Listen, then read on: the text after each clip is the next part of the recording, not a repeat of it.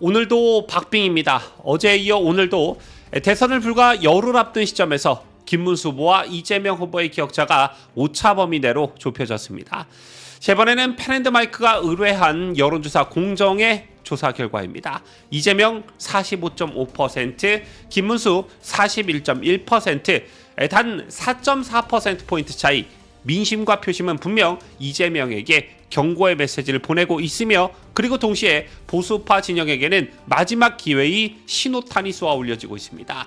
자, 오늘 뉴스데일리 베스트에서는 이 여론조사 결과를 세부적으로 해부하고 김문수 후보의 상승 배경과 향후 전략을 함께 짚어보도록 하겠습니다.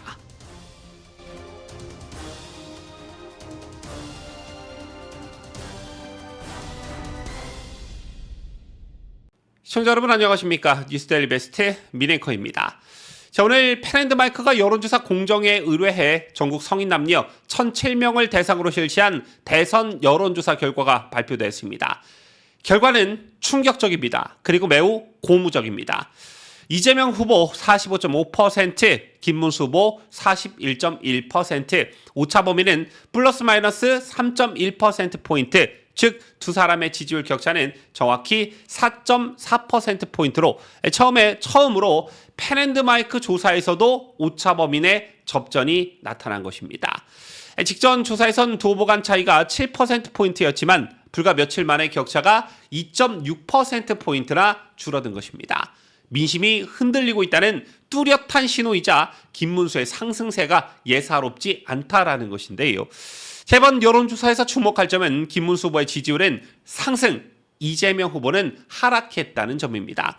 여론조사 공정 서유한 대표의 분석에 따르면 이번 결과는 TV 토론 이후의 흐름이 반영됐다라는 것입니다. 서 대표는 김문수 후보가 본선 후보로 확정된 이후 가장 높은 지지율을 기록했다며 이재명 후보의 커피 원가 120원 발언과 같은 경제 인식에 대한 문제, 그리고 김문수 후보의 정책 공세가 전통 보수층 결집과 중도층 이동을 불러온 것이라고 평가했습니다.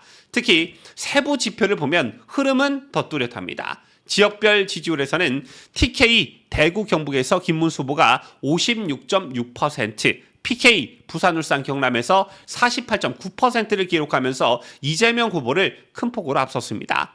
그러나 이 수치는 제가 매번 말씀드리지만 아직도 충분하지가 않습니다. 보수파 진영의 심장이라 불리는 PK, TK 지역에서의 지지율은 단순히 우세한 수준이 아니라 압도적 우위로 이어져야 수도권과 중도 지역에서 승부를 걸 수가 있습니다. 실제로 지난 2022년 제20대 대통령 선거에서 윤석열 당시 국민의힘 후보는 TK 지역에서 평균 77% 이상, PK 지역에서 60% 이상의 득표율을 기록하면서 전국 단위 승리를 가능케 했습니다. 김문수 후보 역시 이재명을 꺾기 위해서는 이 정도 수준의 득표율이 필요합니다. TK 60대 중후반, PK 최소 55% 이상을 확보하지 못한다면 타 지역에서의 열세를 상쇄하기가 어렵다는 것입니다. PK, TK는 우리 보수파 진영에게 단순한 지역 기반이 아닙니다. 대선을 이기기 위한 기초 체력과도 같습니다.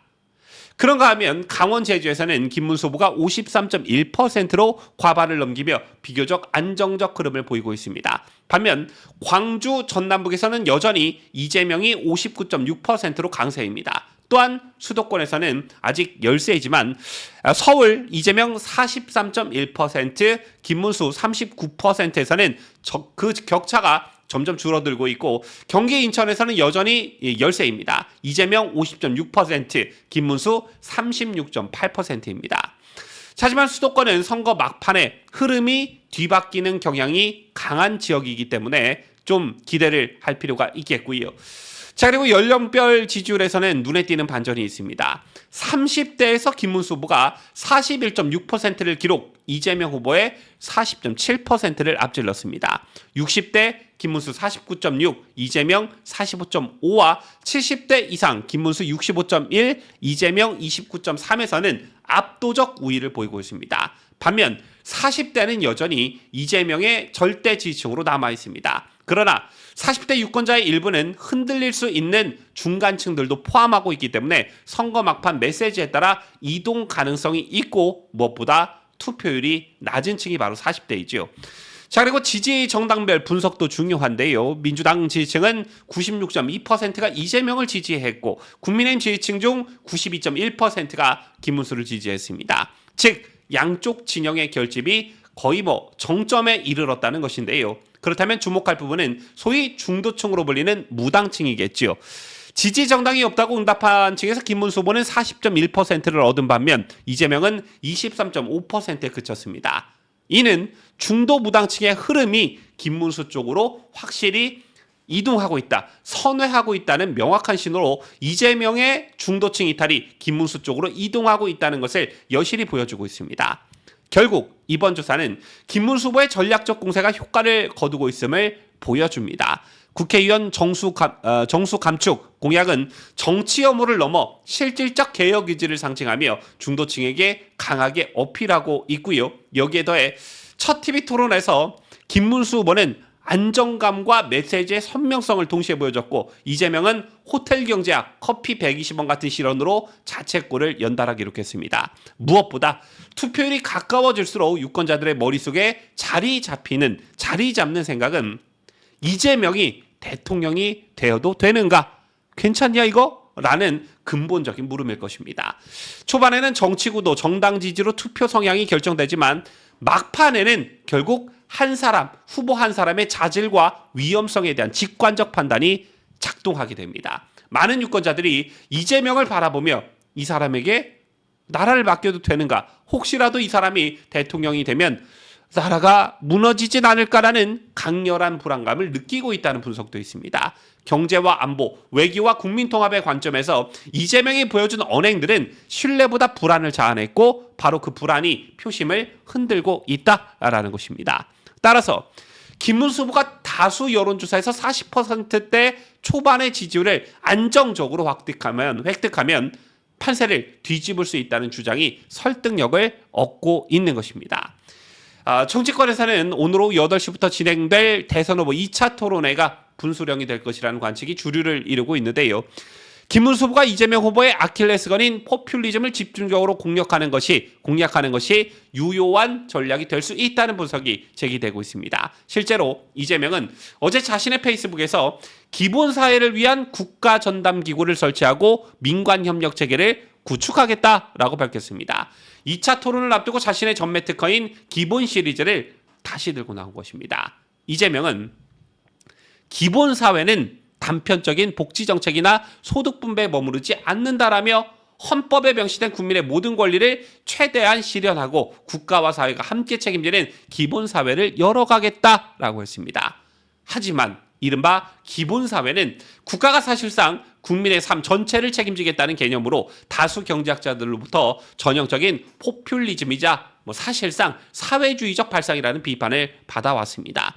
국가 재정이 뒷받침되지 않는 한 실현 불가능한 계획이며 결국 무분별한 국가 채무 증가로 이어질 수 있다는 우려가 커지고 있는 것이죠. 자, 결국 이번 2차 토론에서 김문수 후보가 이재명의 포퓰리즘 공약을 집요하게 파고든다면 보수와 중도 유권자 모두에게 강한 인상을 남기고 판세를 뒤집을 결정지을 중요한 계기가 될 수 있는 것입니다. 자, 이제 남은 시간은 열흘 남짓. 이재명 대세로는 이미 무너졌고 김문수 역전 가능성은 눈앞에까지 왔습니다. 중요한 것은 이 흐름을 멈추지 않는 것이겠지요. 흔들리지 말고 끝까지 밀어붙여야 합니다. 지금까지 저는 자유대한민국을 소화하는 뉴스데일리 베스트 미네커였습니다.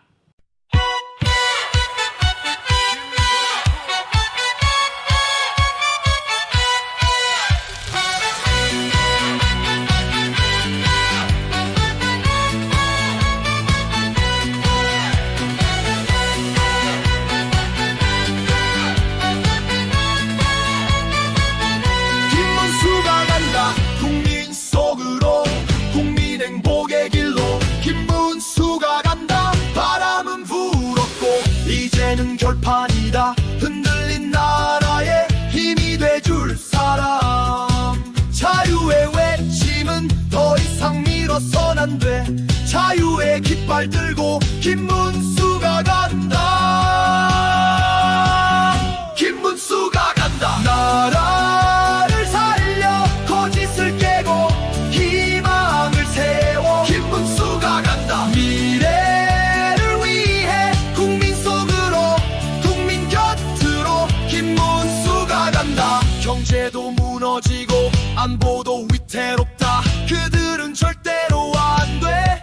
자유의 가치를 끝까지 지킬 사람, 혼자가 아니다. 국민이 일어선다. 김문수가 간다. 나라를 살려 거짓을 깨고 희망을 세워. 김문수가 간다. 미래를 위해 국민 속으로, 국민 곁으로. 김문수가 간다. 이제는 시작이다. 국민이 함께한다. 그 이름 김문수.